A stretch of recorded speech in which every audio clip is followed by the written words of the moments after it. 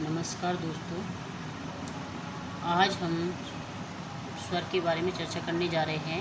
जो कल हमारे टॉपिक चल रहा था स्वर, अब स्वर के बारे में हमने चर्चा कर ली। अब स्वर के भेद के बारे में चर्चा करेंगे कि स्वर के कौन कौन से भेद हैं और वो उनके कितने उपभेदों में बांटा गया है और वो कौन कौन से वर्ण हैं। यहाँ से परीक्षा में एक क्वेश्चन ज़रूर आता है, तो दोस्तों ध्यान से देखिए कि स्वर के 5 भेद हैं। स्वर के कितने भेद माने गए हैं? 5। जो उच्चारण काल के आधार पर इसको 2 भागों में बांटा गया है, मैंने आपको कल बता दिया है, जिसमें पहला है मूल स्वर और दूसरा है दीर्घ स्वर। और मूल स्वर हैं वो कौन से हैं हमारे, और दीर्घ स्वर कौन से हैं? तो मूल स्वर हमारे 4 ही हैं, ए, ई, उ और री। कौन मूल स्वर कौन से हुए हमारे? ए, ई, उ, री। वे स्वर जो किसी के योग से नहीं बनते, जिनका स्वतंत्र अस्तित्व होता है, उन्हें हम क्या कहते हैं? मूल स्वर कहते हैं। दूसरा है हमारा दीर्घ स्वर। दीर्घ स्वर कितने हमारे? 7 हैं, जिसमें आ, बड़ी ई, बड़ा ऊ, ए, आई, ओ, औ।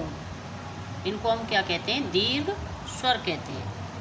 वे स्वर जिनके उच्चारण में ह्रस्व स्वर से दुगना समय लगता है। क्या लगता है? ह्रस्व स्वर से दुगना समय लगता है, उन्हें हम क्या कहते हैं? दीर्घ स्वर कहते हैं। और मूल स्वर को ह्रस्व स्वर भी कहते हैं, उसको दीर्घ बोलते हैं। इसको दीर्घ को गुरु भी कहते हैं। और तीसरा हमारा जो स्वर का भेद है वो प्लुत माना गया है, मैंने नोट में बता दिया है आपको, परंतु ये हमारी हिंदी में नहीं चलता है, केवल संस्कृत में प्रचलित है। इसमें जो ह्रस्व स्वर है उससे तिगुना समय लगता है। जैसे आप बोलते हैं ओम, जिसमें जो इकाई सी होती है बीच में एस का सा चिन्ह होता है, वो क्या है? प्लुत स्वर ही है। प्लुत स्वर को प्रणवाक्षर भी कहते हैं और ये त्रिमात्रिक बोलते हैं इसको। अगला है हमारा जिह्वा के आधार पर, उसको हमने 3 भागों में विभाजित किया है, अग्र स्वर, मध्य स्वर, पश्च स्वर। अग्र स्वर में आएंगे हमारे जो जीभ के आगे वाले हिस्से से बोले जाते हैं, जैसे ई, ए, ऐ। तो अग्र स्वर कौन कौन से हैं हमारे? ई, ए, ऐ, ये 4 हैं। फिर है हमारा मध्य स्वर। मध्य स्वर में आएगा हमारा केवल ए, हमारी जीभ बिल्कुल बीच में रुक जाती है। और फिर हमारा है तीसरा पश्च स्वर, जो आ, उ, बड़ा ऊ, ओ, री, औ, ये 6 हैं। ये कौन से स्वर हुए हमारे? पश्च स्वर। इस प्रकार जिह्वा के आधार पर हमारे जो स्वर हैं उनको 3 भागों में बांटा है, अग्र, मध्य, पश्च। तो पश्च 6 हैं, मध्य 1 है, अग्र स्वर 4 हुए। अगला है हमारा ओष्ठ के आधार पर। ओष्ठ के आधार पर इनको हमारी ओष्ठ की जो आकृति बनती है उसके आधार पर माना गया है। तो पहला है वृत्ताकार और दूसरा है अवृत्ताकार। पहला है वृत्ताकार, दूसरा है अवृत्ताकार। तो वृत्ताकार में कौन कौन से हैं हमारे? ऊ, बड़ा ऊ, ओ, औ। हम जब बोलते हैं तो हमारा जो होंठ है वो बिल्कुल कैसे हो जाते हैं? गोल हो जाते हैं। अर्थात जिनका उच्चारण करते समय होंठ बिल्कुल कैसे हो जाते हैं? गोलाकार में हो जाते हैं, उन्हें हम वृत्ताकार स्वर कहते हैं। ये 4 बताए हैं, ऊ, ओ, औ। बाकी हमारे अवृत्ताकार रह गए 7, ए, आ, ई, री, ए, ऐ। और अगला है हमारा उच्चारण के आधार पर, उनको 2 भागों में बांटा है, अनुनासिक और निर्नुनासिक। अनुनासिक और निर्नुनासिक।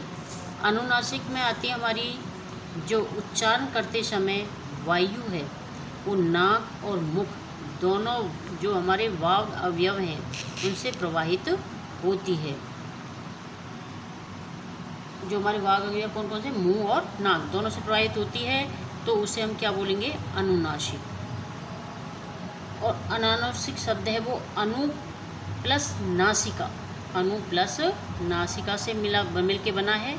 अनु का उपसर्ग है इसमें, और नासिका हमारा मूल शब्द है, और ए प्रत्यय है। तो इस प्रकार अनु प्लस नासिका प्लस ए अनु उपसर्ग नासिका मूल शब्द ए प्रत्यय से बना है। तो जैसे अनुनासिक है उसमें ए, ई, आ, उ, ओ, पर इन सब पे क्या लगते हैं? चंद बिंदु लग जाता है। क्या लग जाता है? चंद बिंदु लग जाता है। जब स्वरों पर अनुस्वार व अर्धचंद बिंदु का प्रयोग होता है तो अनुनासिक बन जाते हैं। क्या कहा दोस्तों? जब स्वरों पर अनुस्वार व चंद्र बिंदु का प्रयोग हो जाता है तो क्या बन जाएंगे? अनुनासिक बन जाएंगे। दूसरा है हमारा निर्नुनासिक, अर्थात जिनको बोलते समय या उच्चारण करते समय वायु केवल मुख से निकलती है। किससे निकलती है? केवल मुख से। एक मुख द्वार से ही निकलने के कारण हम इसे निर्नुनासिक कहते हैं, क्योंकि इसमें हमारी नासिका का प्रयोग नहीं होता है। निर्नुनासिक शब्द निर प्लस अनु प्लस नासिका प्लस ए प्रत्यय से बना है। तो अनु हमारा उपसर्ग हुआ, निर तो निर और अनु दोनों उपसर्ग हो गए, नासिका मूल शब्द है, ए प्रत्यय है। तो इसमें कोई चंद बिंदु चांद बिंदु नहीं आएगा। बाकी जो हम स्वर बोलते हैं वैसे ही आ जाएंगे, जैसे ए, आ, ई, उ, ओ। तो दोस्तों ये हमारी हुई आज के स्वर के भेद।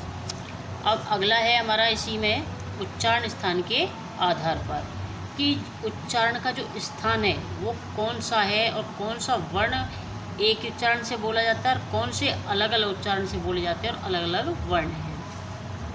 तो उच्चारण स्थान के आधार पर वर्णों का उच्चारण अलग अलग स्थान से होता है और स्थान को आधार मानकर स्वरों को दो भागों में हमने विभाजित किया है, सजातीय स्वर और दूसरा है विजातीय स्वर। सजातीय स्वर कौन से होते हैं? सजातीय स्वर वो हैं जिनका उच्चारण स्थान एक ही हो और वो एक साथ ही प्रयुक्त हो, उन्हें हम क्या कहते हैं? सजातीय स्वर। जैसे ए, आ, इन दोनों का जो उच्चारण स्थान वो कंठ है। ई, इन दोनों का उच्चारण स्थान क्या है? तालु है। ऊ, इनका उच्चारण स्थान क्या है? ओष्ठ है। तो ये कौन से हुए? हमारे सजातीय, क्योंकि इनका सबका उच्चारण स्थान एक ही जगह से है। और दूसरा है हमारा विजातीय। विजातीय अर्थात जिन स्वरों का उच्चारण स्थान भिन्न भिन्न हो और वे एक साथ प्रयुक्त तो हों, वो क्या होते हैं? उच्चारण स्थान कैसा होता है उनका? भिन्न भिन्न, और एक साथ क्या होते हों? प्रयुक्त होते हों, उन्हें हम क्या कहते हैं? विजातीय स्वर कहते हैं। जैसे ए, ई, उ, ए, उ, ये सारे क्या हुए? विजातीय। जैसे ए और ई, ए का उच्चारण स्थान हुआ कंठ और ई का हुआ तालु। दूसरा है जैसे ई और ऊ ले लिया हमने, तो ई तालु से बोली जा रही है और ऊ ओष्ठ से बोला जा रहा है। ऐसे हमने ए ले लिया तो कंठ से बोलेंगे और ओष्ठ ले लिया तो ऊ ओष्ठ से आ जाएगा। जैसे तो इनको मिला के साथ हम बोलेंगे, जैसे ए और ई है तो ये क्या हो गया? कंठ और तालु, क्योंकि ए तो है कंठ से, ई है तालु से, तो हम क्या बोलेंगे? इसे कंठ तालु ऐसे मिला के बोल देंगे। तो ये हमारे हुए स्वर के भेद। और जो हमारा अंग है और विसर्ग है, ए है जिसे हम बोलते हैं उसको विसर्ग बोलते हैं। अनुस्वार और विसर्ग ये दोनों को हम अयोगवाहक की श्रेणी में रखते हैं। अनुस्वार और विसर्ग को किसकी श्रेणी में रखते हैं? अयोगवाहक कहते हैं, क्योंकि ये दोनों हैं बिल्कुल इनसे अलग हैं। तो आपसे पूछा जाए अयोगवाहक कितने हैं, तो 2 हैं, अंग और ए है या विसर्ग जिसे बोलते हैं। तो नमस्कार दोस्तों, कैसी लगी आपको क्लास? यदि अच्छी लगे तो लाइक करें, सब्सक्राइब करें और फॉलो करें। धन्यवाद।